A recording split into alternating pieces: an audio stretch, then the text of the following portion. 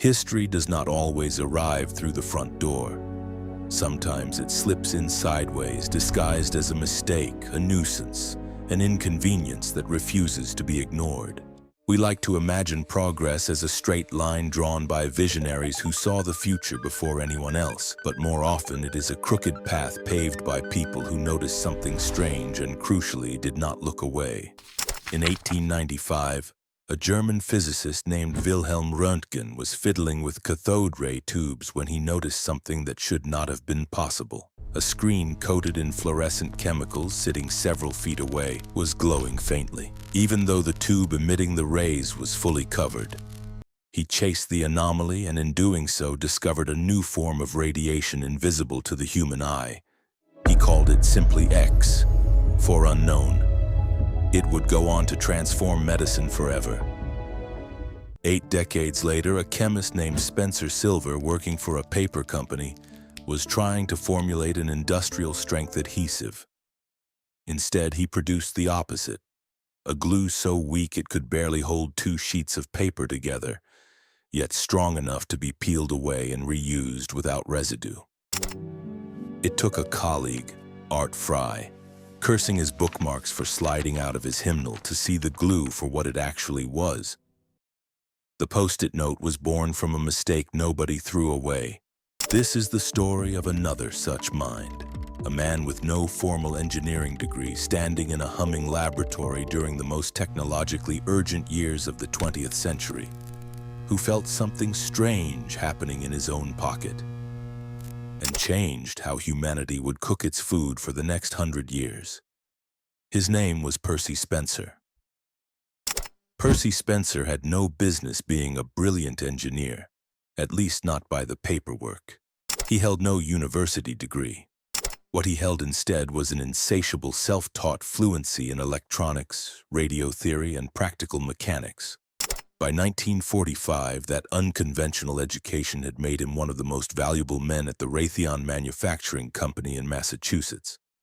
The device at the center of Spencer's world was the cavity magnetron, a compact, high-powered vacuum tube capable of generating microwaves with startling intensity. It was one of the most important pieces of technology of the Second World War.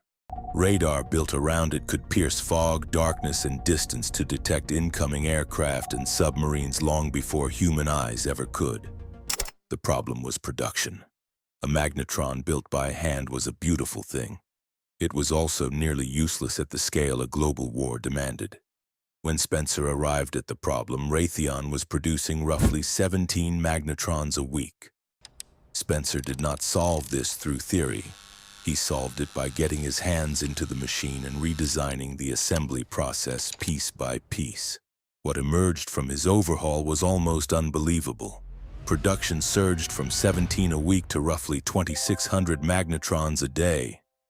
Picture the room where he spent his days.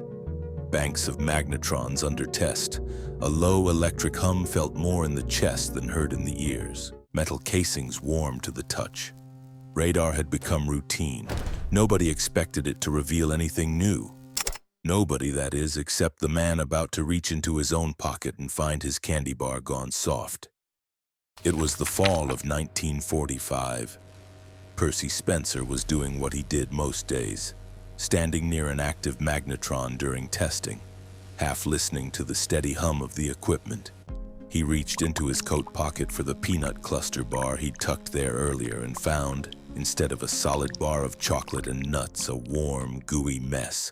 There was no radiator nearby, no stove. The room offered no source of heat at all. Spencer felt a spark of pure, focused curiosity. He did not simply wonder. He tested. His first experiment was almost mischievous. He gathered a handful of popcorn kernels and placed them near the magnetron's beam.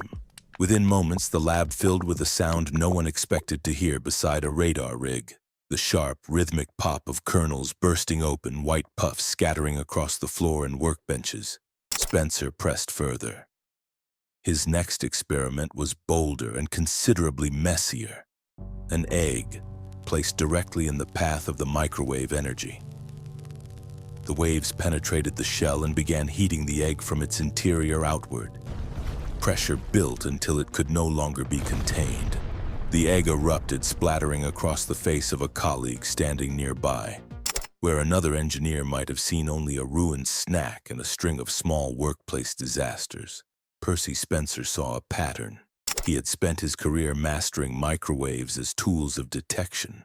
In that afternoon of melted chocolate, popping corn, and an exploded egg, he began to understand them as tools of transformation. To understand what happened inside that chocolate bar, it helps to picture something happening at a scale far too small to see. A kind of frantic, invisible dance taking place inside the food itself. Microwaves are a form of electromagnetic radiation.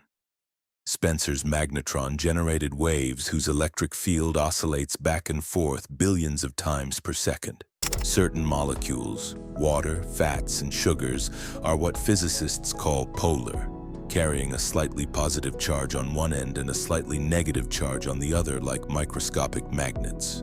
When these polar molecules are caught inside a rapidly oscillating electric field, they try to align with it, the way a compass needle swings toward magnetic north. But the field reverses direction billions of times each second, so the molecules are yanked back and forth, spinning and colliding with their neighbors in a chaotic, relentless tug of war. That friction, multiplied across trillions of molecules simultaneously, generates heat from within. This is dielectric heating. But why didn't Percy Spencer get hurt? The human body is roughly 60% water. Plenty of polar molecules for microwaves to act upon. The answer lies in exposure and concentration. Spencer was not standing inside a sealed chamber where energy was trapped and concentrated.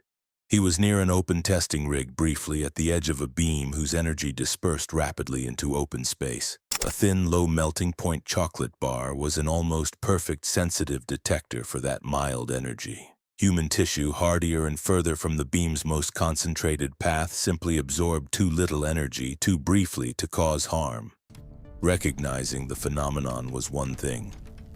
Taming it into something safe enough to sell was another matter entirely. The first challenge was containment.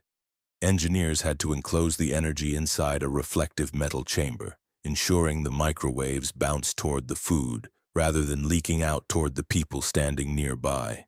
The second challenge was control. Power levels had to be adjusted and the internal geometry of the cooking chamber reshaped to avoid scorched edges and raw centers. The result, unveiled in 1947, was less a kitchen appliance than an industrial monument. The first commercial Radarange stood nearly 6 feet tall, weighed around 750 pounds, and carried a price tag near $5,000. It found homes not in family kitchens but in restaurant galleys, hospital cafeterias, and the dining cars of trains and ocean liners. What followed was 2 decades of steady, patient miniaturization. Smaller magnetrons, better safety interlocks, simplified dials, until in 1967, Raytheon's Amana division introduced a countertop model priced at $495. The monument had become an appliance. Percy Spencer did not set out to reinvent cooking. He set out, on an ordinary afternoon in a humming laboratory, simply to understand why his candy had melted. That single unwillingness to shrug off the unexplained is, in the end, the real invention. The Radarange and its countless descendants were simply what came after someone finally decided to pay attention. This has been Matter Chronicles. Every object has a story. Thanks for watching.